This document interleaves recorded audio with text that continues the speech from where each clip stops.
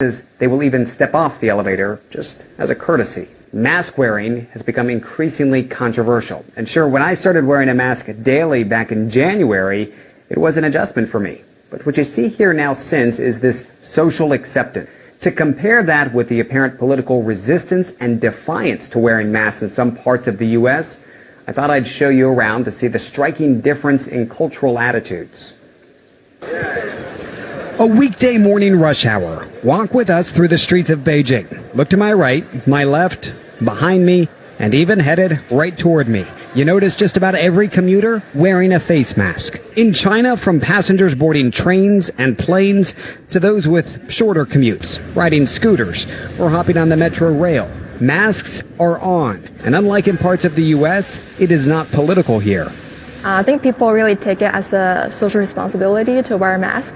Does it seem like a controversial issue when you think about putting your mask on every day? You know, for me, it's really just common sense. We want to protect each other, so everyone's wearing a mask. It is just one of many layers of protection from COVID-19 that is in place here. Mass testing is routine and in some cases mandatory, and contact tracing is strict. Call a rideshare and both you and the driver must show one another your digital health code, certifying you have not been in high-risk areas of the virus. Step into a local shopping mall with us, and it's a temperature check first and another check of the health code. Naturally, there are times you forget, right? You walk out of your house, bare face, you're in a rush.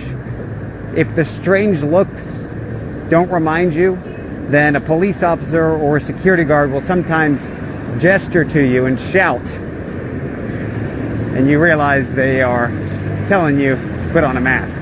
And if you encounter them, say, in the elevator, they will quickly realize it. They become embarrassed. They try to cover up their mouths with their clothes. They'll turn to the wall of the elevator so as to not breathe near you. Or, Brooke, in some cases, they will even step off the elevator just as a courtesy.